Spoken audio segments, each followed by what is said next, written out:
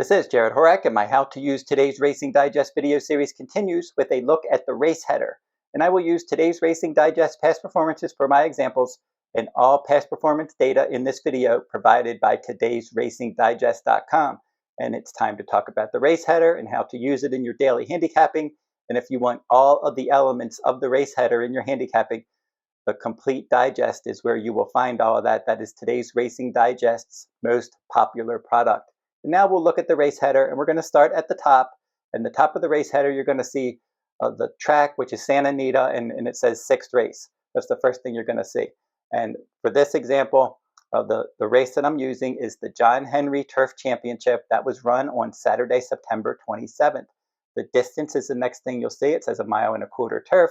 And then the race level, it says base 200. Now for the race level, that's the class level for this event. So it's a 200 class level, and 5 points equals 1 class level, and this is a grade 2 stakes race on turf. And then you'll see the conditions for the John Henry Turf Championship, and the purse is $200,000. The next thing over is the AFTL, and you'll see fractions, and it says 23.7, 48, 112.2, and 2 minutes, 0.5. The AFTL is average for the level. These are the par times, times that are expected to be run or typically run at the level.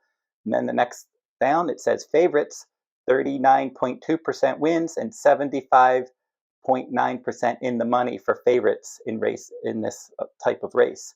And then the track profiles next. So 1.25 miles on turf at Santa Anita, and you'll see 40 races.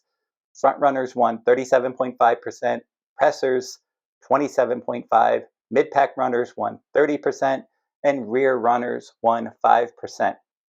Now we're going to go down next, and you're going to see the horses with the program number and then the horse's name. And then next to that, the age of the horse. And you'll see that Rastaman Vibes, number 1. He's a 4-year-old Ridgeling. Balladeer, 6-year-old horse. Spycatcher's number 3, 5-year-old gelding, and so forth.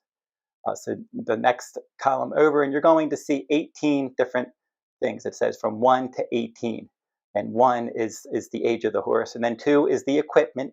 And the equipment, you'll see some horses are wearing blinkers in this event. Balladeer, Spycatcher, Dicey, Chara, Gold Phoenix, so they have blinkers on. And you'll see the next section over, speed and pace forecasts. And that takes up columns 3 through 7. And for the speed and pace forecast, this is today's Racing Digest handicappers projecting the numbers that the horses will earn in today's race. And they're highlighting the best numbers in yellow. The first number you'll see in column 3 is the fire number. And the fire number for today's Racing Digest, a number exclusive to their handicapping, is speed throughout a race. And you'll see Balladeer with a 93 there, a projected 93 for this race. The next one over in column 4 is the CPR, Comprehensive Performance Rating, which takes into account pace, final time, and closing fraction. And you'll see Dicey Chara has the best one there at a 164. And then column 5 is the Fast Fig. Now the Fast Fig is a performance class rating for today's Racing Digest. And you'll see that Stay Hot and Gold Phoenix, number 6 and 7 in this event, both were projected to earn a 134 Fast Fig. The next column is column 6. That's the final rating. So that's the final time rating. That's like a Beyer speed figure type number for today's Racing Digest. And you'll see Gold Phoenix highlighted in yellow with a 144. And then in column 7, it says PER. And PER is performance early in the race. So this is typically the horse's running style. And I talked about the running styles that were most successful in a race like this with the front, the presser, the middle, and the rear.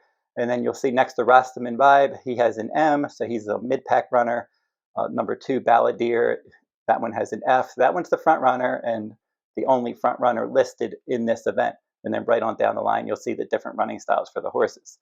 And then in column 8, you're going to see RRL. Now, RRL is the recent class level. And I talked about the class level. It was a 200 class level for this grade 2 turf race. And some of the class levels, you'll see the recent class levels, Rastaman Vibe with a 155, Balladeer with a 190. And then straight on down the line, you'll see the last 3 horses, Mondego, Stay Hot, and Gold Phoenix. They ran at this 200 class level in their last starts. And then the next section over for the race competition level, and it says race competition levels, RCL, that stands for the class levels. And we talked about the RRL, the recent class. The RCL is the next number. That's the race competition level. And for that one, you'll see horses highlighted in green, and you'll see Mondego, Stay Hot, and Gold Phoenix all with a 200. Now, the best of class level at the surface, Gold Phoenix with a 210, so he had competed at the higher level. The best at the distance, again, you're going to see Gold Phoenix highlighted in green with a 210. He's got another 210 in past class.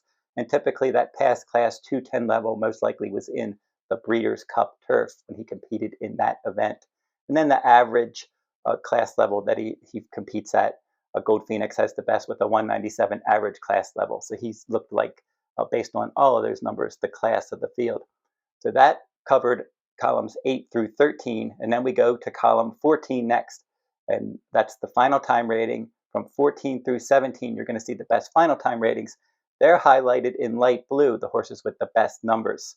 And you'll see Gold Phoenix with the last rating of a 144. The best rating goes to Stay Hot with a 150. Best at the surface, again, Stay Hot with a 150, and he also has best at the distance with a 150. And then going over to the far right-hand side, you're going to see column 18, and then it says handicapping factors. And for this column, you're going to see numbers and letters, and you're not going to know what they mean right now, but I'm going to tell you what they mean. Today's Racing Digest has a glossary, and you can check out that glossary, and you'll see exactly what each of those handicapping factors mean. So Rastaman Vibe, as you can see, he has a 13B, a 10C, a 21C, and a 31. Balladeer is number 2. He has a 10C and a 4B. Then the next one is Spycatcher. He has a 13B, a 16B, a 10C, a 4A, and a 21C. Now, what do those things mean?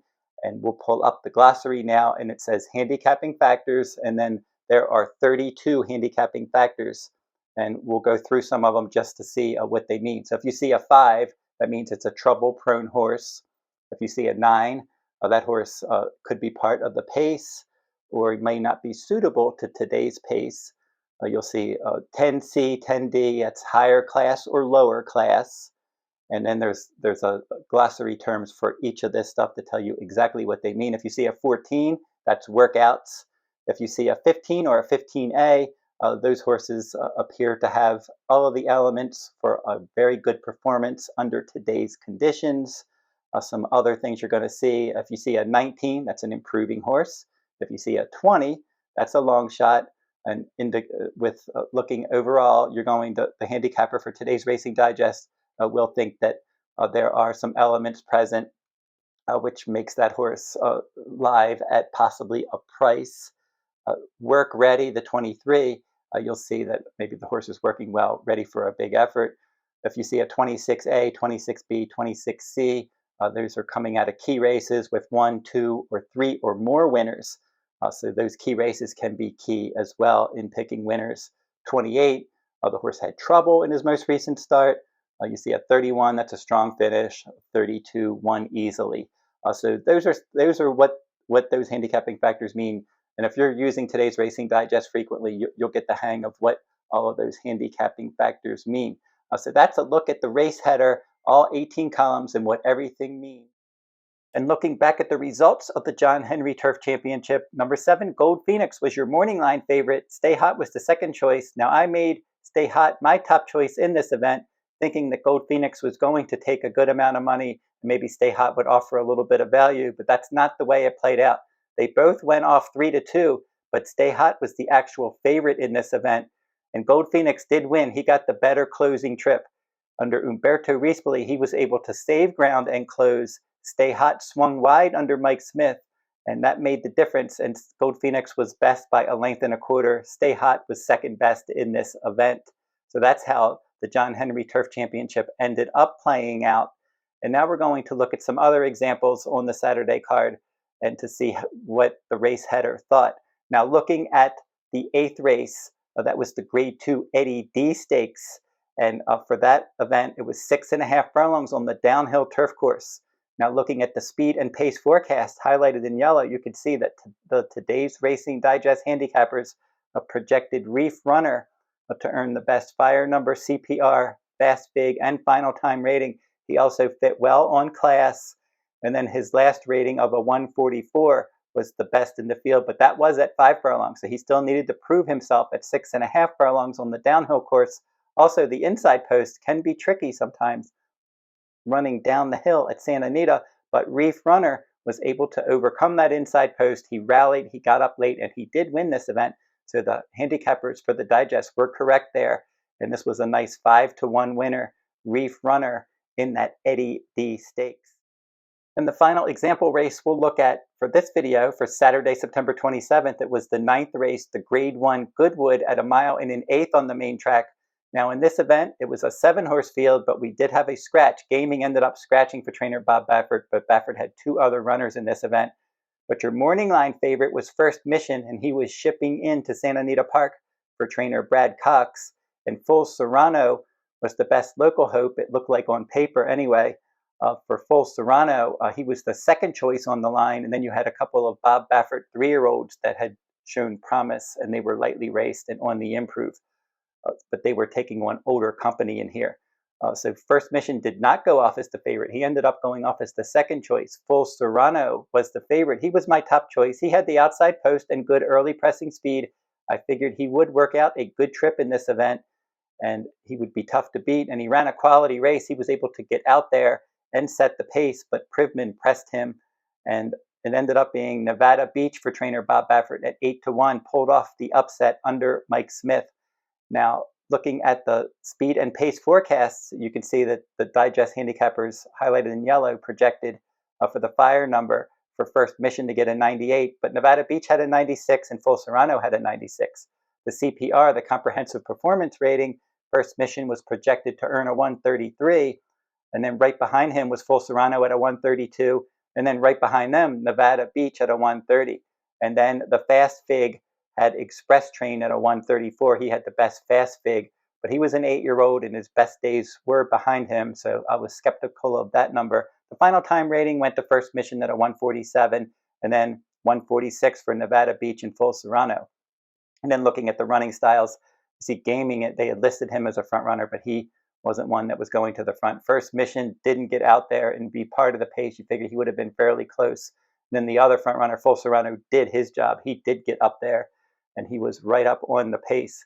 And then looking at the race competition levels, Full Serrano had the best class ratings with First Mission. Even Express Train had that back class, but as I said, he was older. His best days seemed to be behind him. He hadn't won a race in quite some time. And then looking at the final time ratings, you did see the last rating. Nevada Beach had a 146 and Full Serrano had a 146. First Mission had the best rating, and then it was Full Serrano for the best service and best distance. So looking at the odds of those 3 horses, now that we're looking back, it looks logical to play Nevada Beach because he had numbers that were at least competitive and right there with the favorites First Mission and Full Serrano. And he was a much better price than those horses because Full Serrano was the heavy favorite in this event. Nevada Beach went off $8.50 to 1. Full Serrano was your 1-2 favorite, and then First Mission was 2-1. So he got the best run of the race. Nevada Beach got the run of the race because Full Serrano from the outside post got out there, but he was pressed by Privman, Baffert's other horse, and he was only able to get out there by a half length. And Nevada Beach was tracking the pace out in the clear, and it just came down to Full Serrano and Nevada Beach around the far turn into the stretch. And Nevada Beach just had the best late energy, and he was able to win by a length and a half. And Full Serrano was clearly second best. Then you saw Privman best of the rest in third, and First Mission finished a flat fourth. So that was how that race ended up playing out. Thanks for watching my Today's Racing Digest race header video. This was my 6th How to Use Today's Racing Digest video in my series, and keep checking my channel for more of these Today's Racing Digest videos in the coming weeks and months. And Today's Racing Digest has been providing past performance data to handicappers since 1970. One of their most popular products is the Complete Digest, which includes the race header, analysis, fire numbers, pace and final time ratings, wagering strategies, and much more. You can go to todaysracingdigest.com for more information on their handicapping products. And like, comment, and share these videos if you like them. Subscribe to my channel as well. It's free to subscribe. And until next time, good luck at the races.